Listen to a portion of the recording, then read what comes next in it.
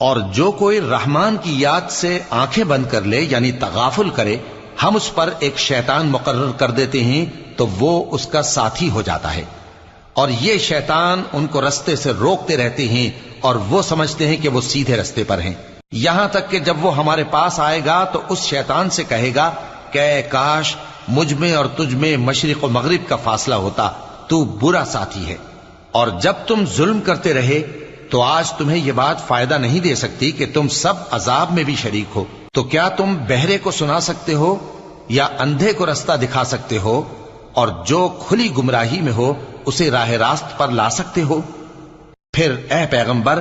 اگر ہم تم کو وفات دے کر اٹھا لیں تو بھی ان لوگوں سے تو ہم انتقام لے کر رہیں گے، یا تمہاری زندگی ہی میں تمہیں وہ عذاب دکھا دیں گے جس کا ہم نے ان سے وعدہ کیا ہے، کیونکہ ہم ان پر قابو رکھتے ہیں۔ پس تمہاری طرف جو وحی کی گئی ہے